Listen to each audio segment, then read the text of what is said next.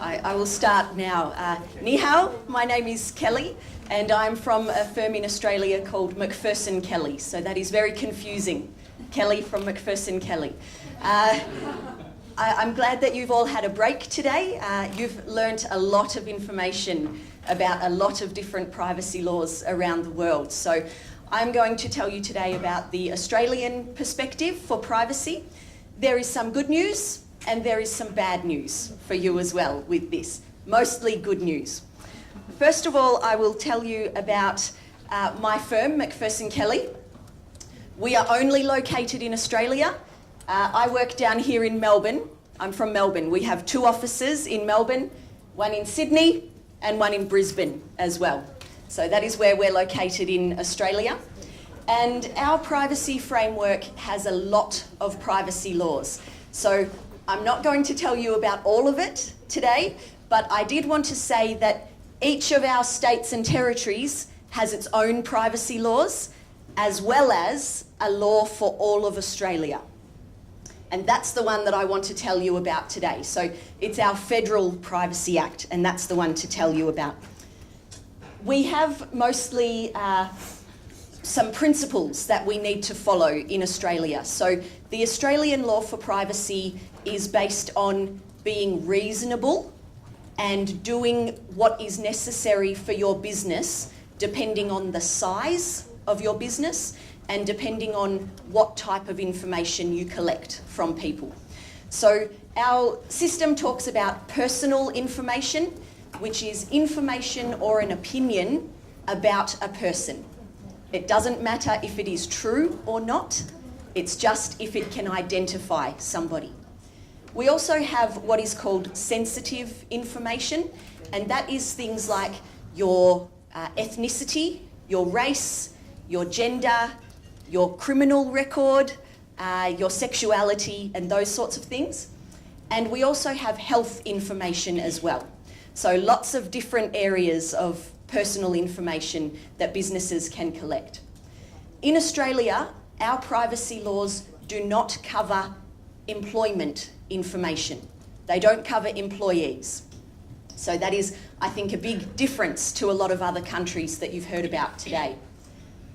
In Australia, we also have 13 Australian privacy principles, and I will talk about them just a little bit, but what I have for you after this presentation, this is a copy of the 13 Australian privacy principles.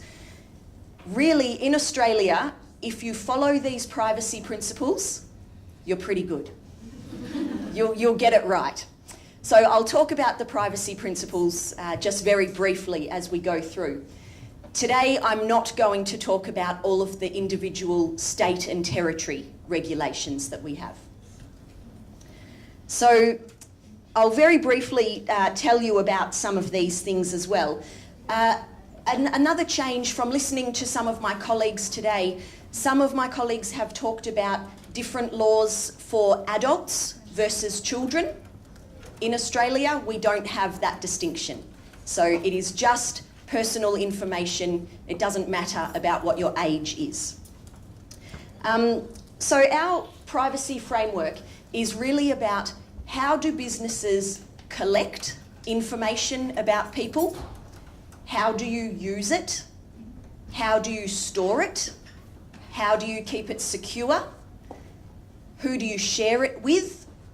And then when you don't need the information anymore, how do you destroy it? How do you get rid of it? So it's a lot of common sense for us in Australia.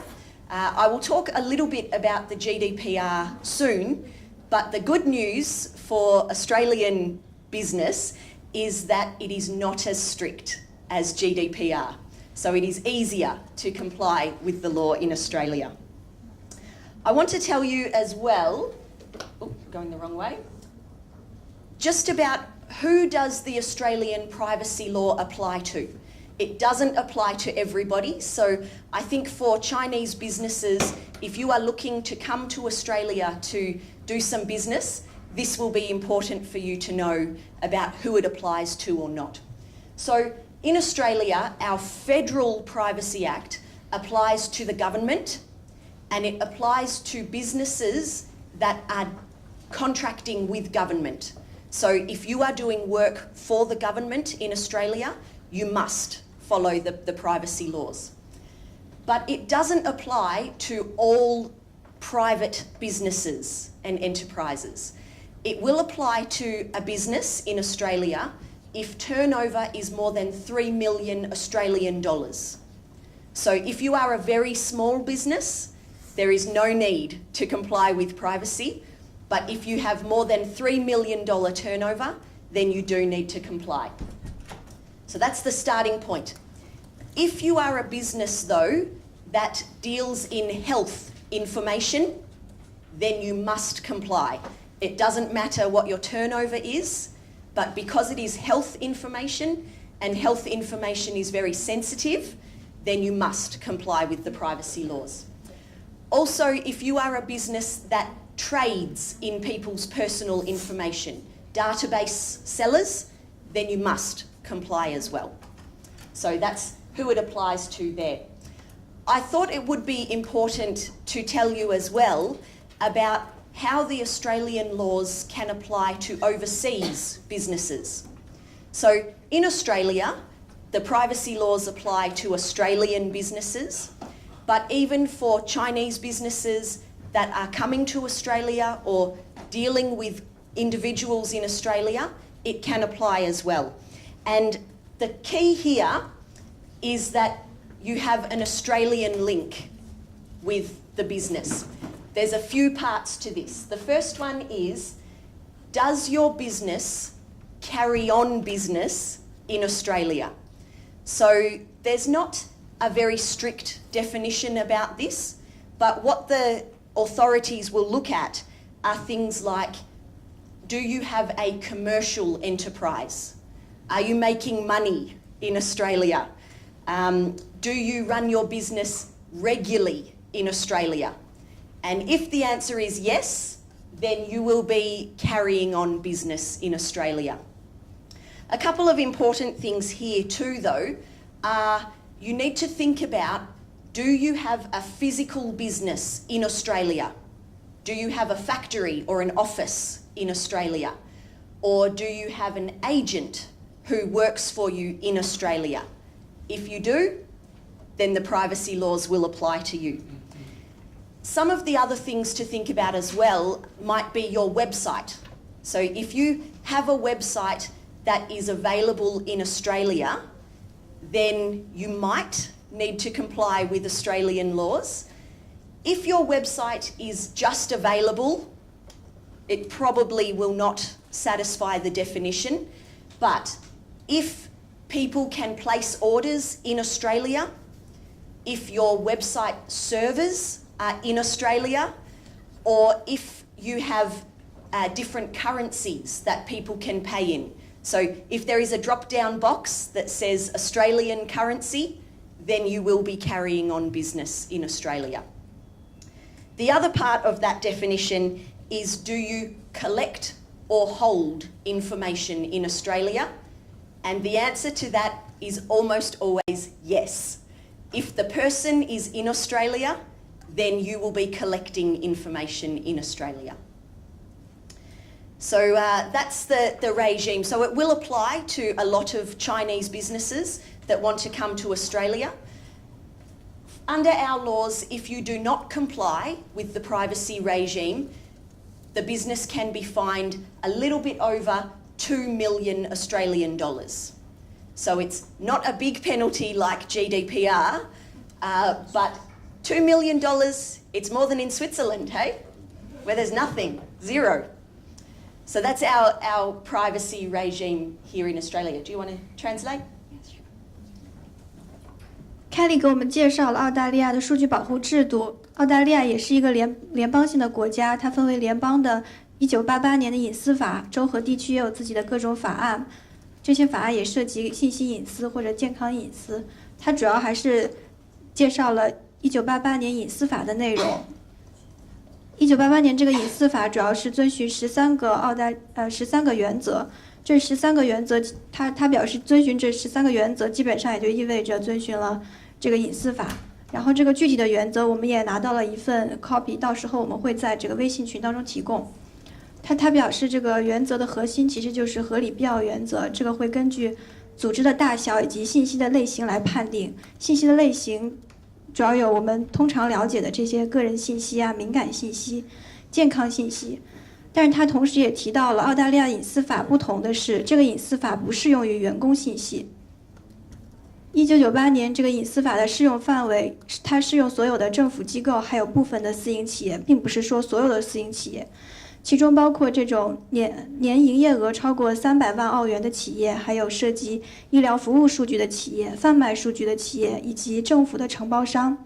那么对于我们像中国这种外国的企业来说，适用的话是需要基于一个是否链接到澳大利亚这个因素来判定。这个因素有2个要件，第一个要件就是说是否在澳大利亚开展业务活动，其中的因素主要有是否从澳大利亚盈利，是否经常性的在澳大利亚从事一些商业活动，是否有实体啊、办事处、代理商等等。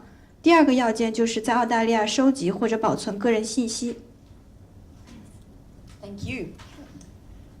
So I wanted my presentation today just to be a very quick overview of Australian privacy for you. So I want to also tell you about some other important things in Australia as well.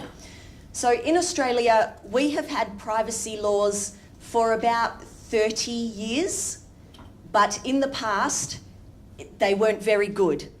And our Privacy Commissioner didn't do much work. Since about 2014, our privacy laws have become more strict. So there is now a lot more for businesses to do in Australia. Just last year though, in February 2018, Australia adopted a mandatory data breach regime. Before February, if there was a data breach or if a business got hacked, you could keep it quiet. But now, if it is a proper data breach, then it needs to be reported. So the requirement here is what is called an eligible data breach, and that is where there is a likelihood of serious harm. So if there is a likelihood of serious harm and the business cannot prevent that harm from occurring, then 2 things need to happen. First of all, you need to tell the Australian Privacy Commissioner, and second, you have to tell the affected individuals. So this is a very new regime for us, but an important thing here is that you have 30 days, 1 month, to assess what the problem is, work out what has happened, and make that notification to the Commissioner. Under GDPR, it is a lot shorter time. It is 72 hours. So in Australia, maybe we are a bit more laid back, a bit more relaxed about this. At the moment, for the data breach regime, because it is so new, lots of businesses are making reports when maybe they don't need to, but as we get more used to this new law, then we will probably see the number go down a little bit there. Tanya. 2018年2月的时候，澳大利亚刚刚建立了这个强制性的数据违规通知制度，适用的标准是判断这个数据泄露是否有可能造成严重伤害。如果判定之后需要如果发生这个数据泄露之后，需要30天内评估数据泄露问题，并且通知这个执法机关和相关的数据主体。Thank you. Now, lots of my colleagues today have spoken about GDPR. I do not do GDPR work because I'm in Australia and so far away from GDPR. That's for the rest of my colleagues here. But I did just want to say that the GDPR can apply to businesses that are in Australia if they are selling goods or services to residents in the EU or monitoring the behaviour of individuals in the EU. Our experience in Australia is that for some businesses that are small to medium size, they were very panicked about GDPR and the big fines. And so in Australia, we have seen lots of businesses stop doing business in the EU so that they do not have to comply with GDPR. So that's the experience that we have had with that. An interesting thing from the Australian perspective compared to GDPR is that in Australia, when you collect personal information from someone, you don't need specific consent. So if it is just personal information, you can collect it as long as you tell the person what you are doing with their information. So it is less strict than GDPR. If you are collecting health information and sensitive information, then you do need consent. So that is one of the differences there. Another difference between Australia and the laws for GDPR are that in Australia we do not have a right to be forgotten. So the information can be collected and you should only keep it for as long as you need it, but there is no ability to be forgotten. Tanya.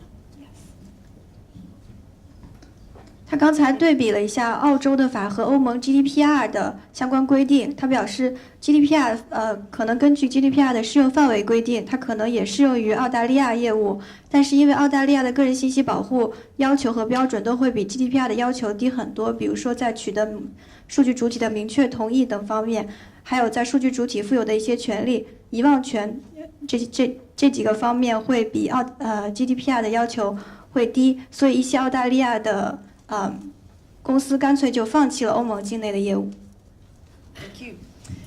The next thing I want to tell you about is the APEC CBPR. So Australia has just joined the CBPR regime. We applied in August 2018 and we were accepted in November 2018. So what does this mean for business in Australia? We don't know yet. But over the course of 2019, Australian government will be working with businesses to work out what changes we need to make and what systems we need to put in place to comply with this data sharing framework. So that is just one I wanted to quickly mention and say there will be changes, but we don't know what just yet. 澳大利亚近期也刚刚加入了这个跨境隐私规则系统，中国台北也是其中的一员。然后，澳大利亚将从2019年开始实施这个系统，但是他表示会带来怎么样的改变，目前还是不确定的。And the final thing that I want to tell you about is the Australian Encryption Act. Now, this is very controversial. It came into effect in December last year on the very last day of Parliament. It was rushed through very, very quickly. And this is a new law that people are quite upset about in Australia because it applies to designated communication providers. So this is tech companies, telecommunications companies, and device manufacturers. And what it requires these businesses to do is to give the Australian government access to their systems and their encryption for the purpose of law enforcement. So lots of people are very upset about this. It also means that some of these businesses will need to manufacture their devices and set up their systems with the ability for the government to be able to access the encryption. So our government says that it is for the purpose of law enforcement, but businesses think that it will be a lot broader than that and that it will be very bad for business. But it's new at the moment. We haven't seen it being used yet, but this is an area where I think you will hear a lot more about Australia. It's sort of Australian world first law, and maybe that's not good. So that's that one there. It also means that these businesses don't tell people that their devices have this access. that's available on them. So very controversial for us here. 2018年12月，澳大利亚通过了这个加密法案。这个加密法案适用是指定的通信提供商，然后根据这个法案呢，执法机关可以要求他们提供一些执法协助，比如说删除某些电子保护，然后提供技术或者安全信息，在上面安装或者使用指定的软件。尽管目前来说尚未有真正执行的情况，但还是引起了澳大利亚的公司的广泛关注。I should also say a higher penalty, $10 million for failure to comply with this. So this is all I wanted to tell you about for Australia and the privacy laws that we have. I hope that this was just a good, quick introduction for you to help you work out whether you would like to come and do some business in Australia and the compliance that you would need to put in place to do that. I have been at Macpherson Kelley for 15 years, and I have in my team 12 lawyers who work for businesses, international trade, contracts, privacy, basically all of the things you need for doing business in Australia. So if you would like to know more, they are my contact details there, but I would be very happy to talk to you about that. This has been my first trip to Beijing, and I've been very happy to be here. It's an honour to meet all of you and talk to you about Australian privacy, and I hope that one day I can say g'day to all of you. Thank you.